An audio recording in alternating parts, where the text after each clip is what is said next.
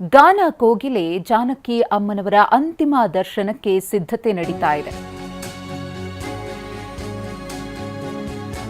ಬಾರದ ಲೋಕಕ್ಕೆ ಸಂಗೀತ ಸಾಮ್ರಾಜ್ಞಿ ಪಯಣಿಸಿದ್ದಾರೆ. ಮೈಸೂರಿನ ನಿವಾಸದಲ್ಲಿ ಸದ್ಯಕ್ಕೆ ಜಾನಕಮ್ಮನವರ ಪಾರ್ಥಿವ ಶರೀರ ಇದೆ. ಭೋಗಾದಿ ನಿವಾಸದಲ್ಲಿ ಈಗಾಗಲೇ ಹಲವರು ಎಸ್ ಜಾನಕಿಯವರ ಅಂತಿಮ ದರ್ಶನವನ್ನು ಪಡೆದಿದ್ದಾರೆ. ಇನ್ನೇನು ಕೆಲವೇ ಹೊತ್ತಿನಲ್ಲಿ ಜಾನಕಮ್ಮನವರ ಪಾರ್ಥಿವ ಶರೀರವನ್ನು ಸ್ಥಳಾಂತರ ಮಾಡಲಾಗುತ್ತೆ. ಮಹಾರಾಜ ಕಾಲೇಜು ಮೈದಾನದಲ್ಲಿ ಅಂತಿಮ ದರ್ಶನಕ್ಕೆ ವ್ಯವಸ್ಥೆಯನ್ನು ಮಾಡಿಕೊಳ್ಳಲಾಗ್ತಾ ಇದೆ. ಗಣ್ಯರು, ಸಾರ್ವಜನಿಕರ ಅಂತಿಮ ದರ್ಶನಕ್ಕೆ ವ್ಯವಸ್ಥೆ ನಡೀತಾ ಇದೆ. ಆ ದೃಶ್ಯಗಳನ್ನು ಕೂಡ ಗಮನಿಸ್ತಾ ಇದ್ದೀರಿ. ಸಂಗೀತ ಲೋಕಕ್ಕೆ ದೊಡ್ಡ ಆಘಾತ, ತುಂಬಲಾರದ ನಷ್ಟ. ಜಾನಕಿ ಅಮ್ಮನವರ ಅಗಲಿಕೆ. 88 ವರ್ಷ ವಯಸ್ಸಾಗಿತ್ತು. ಅನೇಕ ವಯೋಸಹಜ ಸಮಸ್ಯೆಗಳಿಂದಲೂ ಕೂಡ ಬಳಲ್ತಾ ಇದ್ರು. ಇತ್ತೀಚೆಗಷ್ಟೇ ಅವರು ಕಾಲು ಜಾರಿ ಬಿದ್ದು ಕಾಲಿಗೆ ಪೆಟ್ಟಾಗಿತ್ತು. ಅದಕ್ಕೆ ಚಿಕಿತ್ಸೆಯನ್ನು ಕೂಡ ಪಡಿತಾ ಇದ್ರು. ಇನ್ಫೆಕ್ಷನ್ ಜಾಸ್ತಿ ಆಗಿತ್ತು. ಹಾಗಾಗಿನೇ ಮೈಸೂರಿನ ಅಪೋಲೋ ಆಸ್ಪತ್ರೆಗೂ ಕೂಡ ಹೆಚ್ಚಿನ ಚಿಕಿತ್ಸೆಗೋಸ್ಕರ ಅವರನ್ನು ದಾಖಲು ಮಾಡಲಾಗಿತ್ತು. ಕಾಲಿನ ಚಿಕಿತ್ಸೆಗೆ ಅಂತ ದಾಖಲಾದಂತಹ ಎಸ್ ಜಾನಕಿಯವರಿಗೆ ಹೃದಯಾಘಾತ ಆಗುತ್ತೆ. ಇದರಿಂದಾಗಿ ಅವರು ಇಹಲೋಕವನ್ನು ತ್ಯಜಿಸ್ತಾರೆ. ದೈಹಿಕವಾಗಿ ಎಸ್ ಜಾನಕಿಯವರು ನಮ್ಮನ್ನು ಅಗಲಿದ್ರೂ ಕೂಡ ಅವರ ಧ್ವನಿ, ಅವರ 48,000 ಹಾಡುಗಳ ಮೂಲಕ ಸದಾ ಚಿರಸ್ಥಾಯಿಯಾಗಿರ್ತಾರೆ. ಸಾರ್ವಕಾಲಿಕ ಮಾತು, ಕಲಾವಿದನಿಗೆ ಸಾವಿದ್ರೂ ಕೂಡ ಕಲೆಗೆ ಯಾವತ್ತೂ ಕೂಡ ಸಾವಿಲ್ಲ ಅಂತ. ಅದು ಯಾವುದೇ ಕ್ಷೇತ್ರ ಆಗಬಹುದು.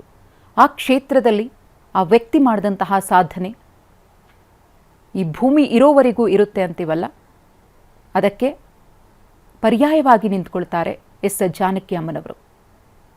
ಸಂಗೀತ ಲೋಕಕ್ಕೆ ಅವರು ಕೊಟ್ಟಂತಹ ಕೊಡುಗೆ ಅಪಾರ. ಪದಗಳಲ್ಲಿ ಅದನ್ನು ಹೇಳೋದಕ್ಕಾಗೋದಿಲ್ಲ. ಸಂಗೀತದ ಬಗ್ಗೆ ಅವರಿಗಿದ್ದಂತಹ ಒಲವು, ಪ್ರೀತಿ, ಅದೆಲ್ಲದಕ್ಕಿಂತ ಹೆಚ್ಚಾಗಿ ತಮ್ಮನ್ನ, ತಮ್ಮ ಧ್ವನಿಯನ್ನ ಆರಾಧಿಸ್ತಾ ಇದ್ದಂತಹ ಅಭಿಮಾನಿಗಳ ಬಗ್ಗೆ ಅವರಿಗಿದ್ದಂತಹ ಅಭಿಮಾನ ಹೇಳುತ್ತಿರೋದು. ಅನೇಕ ಕಾರ್ಯಕ್ರಮಗಳಲ್ಲಿ ಅದನ್ನು ವ್ಯಕ್ತಪಡಿಸಿದ್ದಾರೆ ಕೂಡ. ಸುಮಾರು 20 ಭಾಷೆಗಳಲ್ಲಿ 48,000ಕ್ಕೂ ಅಧಿಕ ಹಾಡುಗಳನ್ನು ಹಾಡಿದ್ದಾರೆ. ಆದರೆ ಅವರ ಅಚ್ಚುಮೆಚ್ಚಿನ ಭಾಷೆ ಅಥವಾ ಹಾಡುಗಳು ಅಂದರೆ ಕನ್ನಡಕ್ಕೆ ಅಲ್ಲಿ ಮೊದಲ ಪ್ರಾಶಸ್ತ್ಯ. ನಮ್ಮ ಪ್ರತಿನಿಧಿ ದಿಲೀಪ್ ಎಸ್ ಜಾನಕಿ ಅಮ್ಮನವರ ನಿವಾಸದಿಂದ ನಮ್ಮ ಜೊತೆಗೆ ನೇರ ಸಂಪರ್ಕದಲ್ಲಿದ್ದಾರೆ. ಹಾಗೆಯೇ ಮಾಲ್ತೇಶ್ ಜಗ್ಗಿಯನ್ನ ಮಹಾರಾಜ ಕಾಲೇಜಿನಲ್ಲಿ ಅಂತಿಮ ದರ್ಶನಕ್ಕೆ ವ್ಯವಸ್ಥೆಯನ್ನ ಮಾಡಿಕೊಳ್ಳಲಾಗ್ತಿದೆಯಲ್ಲ, ಆ ಸ್ಪಾಟ್ನಲ್ಲಿದ್ದಾರೆ. ಮೊದಲಿಗೆ ದಿಲೀಪ್ ಅವರಿಂದ ಮಾಹಿತಿಯನ್ನ ಪಡೆಯೋಣ. ದಿಲೀಪ್, ಎಸ್ ಜಾನಕಿಯವರು ಇನ್ನಿಲ್ಲ.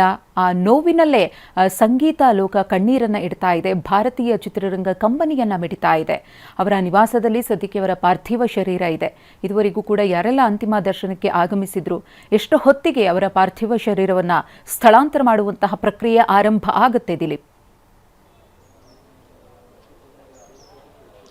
ಮಧುಶ್ರೀ, ಕಳೆದ ರಾತ್ರಿಯಿಂದನೂ ಕೂಡ ಅವರ ನಿವಾಸದಲ್ಲೇ ಪಾರ್ಥಿವ ಶರೀರವನ್ನು ಇಟ್ಟು ಸಾರ್ವಜನಿಕರಿಗೆ ಅಂತಿಮ ದರ್ಶನಕ್ಕೆ ಮಾಡಲಿಕ್ಕೆ ವ್ಯವಸ್ಥೆಯನ್ನು ಮಾಡಿಕೊಂಡಿರುವಂಥದ್ದು. ಸುಮಾರು 9 ಗಂಟೆಯ ನಂತರ ಈ ಒಂದು ಪಾರ್ಥಿವ ಶರೀರವನ್ನು ಮಹಾರಾಜ ಮೈದಾನಕ್ಕೆ ಸ್ಥಳಾಂತರ ಮಾಡಲಾಗುತ್ತೆ. ಅಲ್ಲೂ ಕೂಡ ಸಾರ್ವಜನಿಕರ ದರ್ಶನಕ್ಕೆ ವ್ಯವಸ್ಥೆಯನ್ನು ಮಾಡಿರುವಂಥದ್ದು.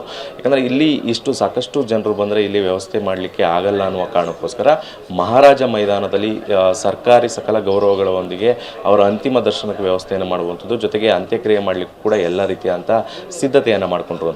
ಮೊದಲನೇದಾಗಿ 9 ಗಂಟೆಯ ನಂತರ ಇಲ್ಲಿಂದ ಮೃತದೇಹವನ್ನು ಮಹಾರಾಜ ಮೈದಾನಕ್ಕೆ ತಗೊಂಡು ಹೋಗಲಾಗುತ್ತೆ. ಅಲ್ಲಿ 3 ಗಂಟೆವರೆಗೂ ಕೂಡ ಅವರ ಅಂತಿಮ ದರ್ಶನಕ್ಕೆ ಸಾರ್ವಜನಿಕರಿಗೆ ವ್ಯವಸ್ಥೆಯನ್ನು ಮಾಡಿರುವಂಥದ್ದು. ತದನಂತರ ಎಚರಿಕೋಟೆ ತಾಲೂಕಿನ ಕಣಿಯನಹುಂಡಿ ಫಾರ್ಮ್ ಹೌಸ್ ಏನಿದೆ, ಅಂದರೆ ನವೀನ್ ಅವರ ಫಾರ್ಮ್ ಹೌಸು. ನವೀನ್ ಅವರು ಯಾರು ಅಂತಂದರೆ ಜಾನಕಿ ಅವರ ಕೇರ್ ಟೇಕರ್ ಆಗಿದ್ದಂಥವ್ರು. ಕಳೆದ ಹಲವು ವರ್ಷಗಳಿಂದನೂ ಕೂಡ ಅವ್ರ ಜೊತೆ ಒಡನಾಟ ಹೊಂದಿದ್ದಂಥವ್ರು, ಅವ್ರನ್ನ ನೋಡ್ಕೊಳ್ತಿದ್ದಂಥವ್ರು ನವೀನ್ ಅವರು. ಆ ಕಾರಣದಕ್ಕೋಸ್ಕರ ಅವರ ತೋಟದಲ್ಲೇ ಅಂತಿಮ ಸಂಸ್ಕಾರ ಮಾಡಬೇಕು ಅನ್ನುವಂಥ ನಿರ್ಧಾರವನ್ನು ಮಾಡಿರುವಂಥದ್ದು.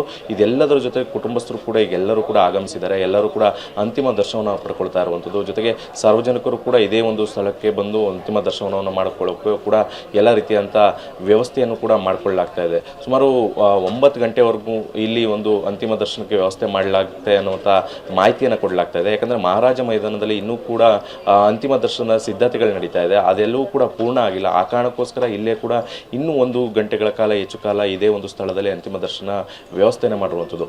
ನಿನ್ನೆ ಹೇಳಿದಂಥ ಪ್ರಕಾರ ಸುಮಾರು 8 ಗಂಟೆವರೆಗೂ ಕೂಡ ಇಲ್ಲಿ ಅಂತಿಮ ದರ್ಶನದ ವ್ಯವಸ್ಥೆ ಮಾಡ್ತೀವಿ ಅನ್ನುವಂಥದ್ದು ಮಾಹಿತಿಯನ್ನು ಕೊಟ್ಟಿದ್ದರು. ಆದರೆ ಈಗ 9 ಗಂಟೆಯ ನಂತರ ಇಲ್ಲಿಂದ ಮೃತದೇಹವನ್ನು ಸ್ಥಳಾಂತರ ಮಾಡ್ತೀವಿ ಅನ್ನುವಂಥ ಮಾಹಿತಿಯನ್ನು ಕುಟುಂಬಸ್ಥರು ಕೊಡ್ತಾ ಇರುವಂಥದ್ದು. ಮಧುಶ್ರೀ. ಎಸ್ ದಿಲೀಪ್, ಹಾಗೆ ಸಂಪರ್ಕದಲ್ಲಿರಿ. ಮಾಲ್ತೇಶ್ ಜಗ್ಗಿನ್ ಕೂಡ ನೇರ ಸಂಪರ್ಕದಲ್ಲಿದ್ದಾರೆ. ಮಾಲ್ತೇಶ್, ಯಾವ ರೀತಿ ಸಿದ್ಧತೆಗಳು ನಡೀತಾ ಇದೆ ಅಂತ ಹೇಳಿ ಸಾರ್ವಜನಿಕ ದರ್ಶನಕ್ಕೆ ಮಹಾರಾಜ ಕಾಲೇಜಿನಲ್ಲಿ? ಮಧುಶ್ರೀ, ಗಾನ ಕೋಗಿಲೆ ಜಾನಕಮ್ಮನವರು ಅಸ್ತಂಗತರಾಗಿರ್ತಕ್ಕಂಥದ್ರ ಬೆನ್ನಲ್ಲೇ ಏನಂತಂದರೆ ಇವತ್ತು ಅವರ ಪಾರ್ಥಿವ ಶರೀರವನ್ನು ಏನು ಇವತ್ತು ನಿವಾಸದಿಂದ ಅವರ ಪಾರ್ಥಿವ ಶರೀರ ಆಗಮಿಸುತ್ತೆ. ಸೊ ಅದನ್ನು ಇಲ್ಲಿ ಮೈಸೂರಿನ ಮಹಾರಾಜ ಮೈದಾನದಲ್ಲಿ ಇಡಲಾಗುತ್ತೆ. ಸೊ ಅಂದರೆ ಈಗ 8:30ರಿಂದ 9 ಗಂಟೆ ನಂತರ ಇಲ್ಲಿಗೆ ಪಾರ್ಥಿವ ಶರೀರ ಆಗಮಿಸುತ್ತೆ. ಸೊ ಹೀಗಾಗಿ ಜಾನಕಮ್ಮನವರು 17ಕ್ಕೂ ಹೆಚ್ಚು ಭಾಷೆಯಲ್ಲಿ 48,000ಕ್ಕೂ ಹೆಚ್ಚು ಹಾಡುಗಳನ್ನು ಹಾಡಿರ್ತಕ್ಕಂಥದ್ರ ಬೆನ್ನಲ್ಲೇ ಅವರ ಗಾನ ಸುಧೆಯಿಂದ ಪ್ರೇರೇಪಿತರಾಗಿರ್ತಕ್ಕಂಥವ್ರು ಮತ್ತು ಅವ್ರನ್ನ ಆರಾಧಿಸ್ತಾ ಇರ್ತಕ್ಕಂತಹ ಅಭಿಮಾನಿಗಳು ಇಲ್ಲಿ ಆಗಮಿಸುವಂತಹ ಸಾಧ್ಯತೆಗಳಿದೆ. ಸೊ ಈಗ ಮಹಾರಾಜ ಮೈದಾನದಲ್ಲಿ ಯಾವ ರೀತಿ ಸಿದ್ಧತೆಗಳಾಗ್ತಾ ಇರುವಂಥದ್ದನ್ನು ತೋರಿಸ್ತಿದ್ದೀನಿ. ಸೊ ಅಂದರೆ ಪ್ರಮುಖವಾಗಿ ಏನಂತಂದರೆ ಇಲ್ಲಿ ಏನಂತಂದರೆ ಅವರ ಪಾರ್ಥಿವ ಶರೀರವನ್ನು ಇಡಲಾಗುತ್ತೆ. ಈಗಾಗಲೇ ಏನಂತಂದ್ರೆ ಸಂಪೂರ್ಣವಾಗಿ ಕಮಿಷನರ್ ಆಗಮಿಸಿ, ಮೈಸೂರಿನ ಕಮಿಷನರ್ ಸೀಮಾ ಲಾಟ್ಕರ್ ಅವರು ಆಗಮಿಸಿ ಬಿಗಿ ಭದ್ರತೆಯನ್ನು ಕೂಡ ಪರಿಶೀಲನೆ ಮಾಡ್ತಾ ಇರ್ತಕ್ಕಂಥದ್ದು ಒಂದು ಕಡೆ. ಆದರೆ ಅದರ ಜೊತೆಗೆ ಏನಂತಂದರೆ ಈ ಭಾಗದಲ್ಲಿ ಸಾರ್ವಜನಿಕರ ದರ್ಶನಕ್ಕೆ ಜಾನಕಮ್ಮನವರ ಪಾರ್ಥಿವ ಶರೀರವನ್ನು ಇರಿಸಲಾಗುತ್ತೆ. ಸೊ ಹೀಗಾಗಿ ಏನಂತಂದರೆ ಇಲ್ಲಿ ಈಗಾಗಲೇ ಕೆಲವರು ಅಂದರೆ ಅಭಿಮಾನಿಗಳು ಮತ್ತು ಸಾರ್ವಜನಿಕರು ಆಗಮಿಸ್ತಾ ಇರ್ತಕ್ಕಂಥದ್ದು ನೋಡ್ತಾ ಇರ್ಬೋದು. ಈ ಭಾಗದಲ್ಲಿ ಏನಂತಂದರೆ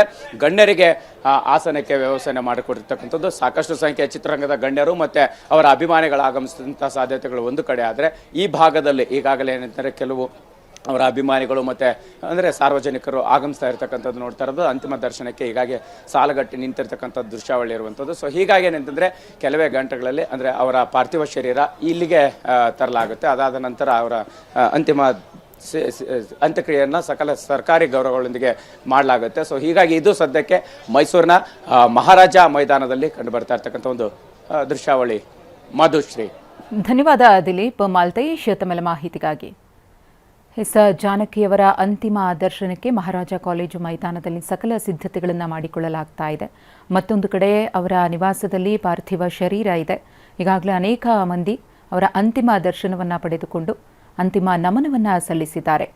ಎಲ್ಲ ರೀತಿಯ ಜಾನರ್ಗಳಿಗೂ ಕೂಡ ಅದ್ಭುತ ಧ್ವನಿಯ ಮೂಲಕ ಜೀವ ತುಂಬುತ್ತಿದ್ದವರು ಎಸ್ ಜಾನಕಿಯವರು. ಅದು ಪ್ರೀತಿ ಪ್ರೇಮದ ಹಾಡುಗಳಿರಬಹುದು ಅಥವಾ ಮೆಲೋಡಿಯ ಹಾಡುಗಳಿರಬಹುದು, ಮಕ್ಕಳ ಧ್ವನಿಗೂ ಕೂಡ ಧ್ವನಿಯಾಗ್ತಾ ಇದ್ದವರು ಎಸ್ ಜಾನಕಿ ಅಮ್ಮನವರು. 48,000 ಹಾಡುಗಳು, ಅದರಲ್ಲಿ 10,000ಕ್ಕೂ ಅಧಿಕ ಹಾಡುಗಳು ಕನ್ನಡದ ಹಾಡುಗಳು. ಅತಿ ಹೆಚ್ಚು ನಟ ಸಾರ್ವಭೌಮ ಡಾಕ್ಟರ್ ರಾಜ್ಕುಮಾರ್ ಅವರ ಜೊತೆಗೆ ಎಸ್ ಜಾನಕಿಯವರು ಹಾಡುಗಳನ್ನು ಹಾಡಿದ್ದಾರೆ ಕನ್ನಡ ಚಿತ್ರರಂಗದಲ್ಲಿ. ಹಾಗೆಯೇ ಎಸ್ ಪಿ ಬಾಲಸುಬ್ರಹ್ಮಣ್ಯಂ ಅವರು, ಪಿ ಶ್ರೀನಿವಾಸ್ ಅವರ ಜೊತೆಗೂ ಕೂಡ ಧ್ವನಿಯಾಗಿದ್ದರು. ಎಸ್ ಜಾನಕಿಯವರ ಈ ಸಾಧನೆಗೆ ಅಪಾರ ಪ್ರಶಸ್ತಿ ಪುರಸ್ಕಾರಗಳು ಕೂಡ ಅವರನ್ನು ಅರಸಿ ಬಂದಿದ್ವು. ಅದರಲ್ಲಿ ಪದ್ಮಭೂಷಣ ಎಸ್ ಜಾನಕಿ ಅಮ್ಮನವರಿಗೆ ಅನೌನ್ಸ್ ಆದಂತಹ ಸಂದರ್ಭದಲ್ಲಿ ಅದನ್ನು ತುಂಬಾ ನಯವಾಗಿ ತಿರಸ್ಕರಿಸಿದ್ರು. ಆ ರೀತಿ ತಿರಸ್ಕಾರ ಮಾಡೋದಕ್ಕೆ ಕಾರಣ ಏನು ಅನ್ನೋದನ್ನು ಕೂಡ ಅವರು ಸ್ಪಷ್ಟಪಡಿಸ್ತಾರೆ. ದಕ್ಷಿಣ ಭಾರತದ ಕಲಾವಿದರ ಒಂದು ತಿರಸ್ಕಾರದ ಬಗ್ಗೆ ಅಥವಾ ಅವರಿಗೆ ಸಿಗುವಂತಹ ಮನ್ನಣೆಯನ್ನು ಕೊಡ್ತಿಲ್ಲ ಅನ್ನೋದ್ರ ಬಗ್ಗೆ ಅವರಿಗೆ ಅಸಮಾಧಾನ ಇತ್ತು.